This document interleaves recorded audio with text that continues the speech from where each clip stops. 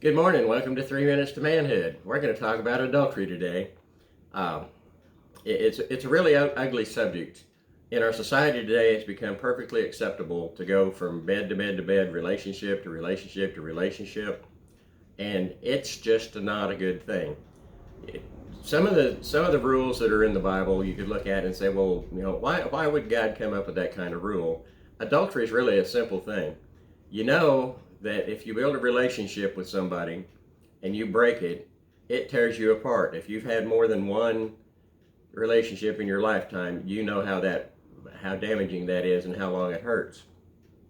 If you go from bed to bed to bed and make baby, you're dooming those children to a life of poverty, and they're not going to have the leadership. They're not going to have a father that teaches them the right things to do. We've got a couple of generations that men who don't know their father, so they don't know how to be men, but it's not even their father's fault. It's like their father's or grandfather's fault.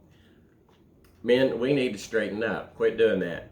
Now, while I'm right here and on this thought, marriage is a commitment.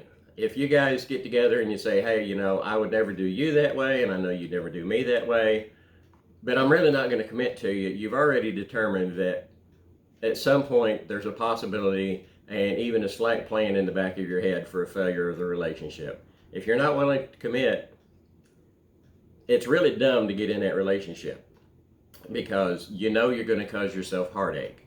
Now, even the Bible says sin's fun for a season, and it's great. When you're having sex, there's all kind of great endorphins that go off in your head and the chemical reaction, and it's really exciting.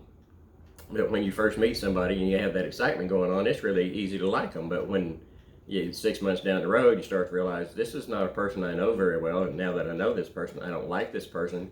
You split, and there may be the baby that's coming along, and there may be just the heartache, and you carry that heartache to relationship to relationship. That's why God doesn't want you to do that. He also talked to the nation of Israel and said, if you're serving other gods, that's an adulterous thing. It's not a commitment only to me. You're cheating on that commitment.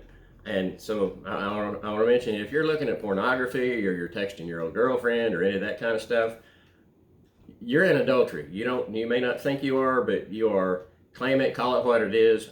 Stop and repent. If you're Christian, stop and repent. If you're just a guy, stop doing it. You need to repent.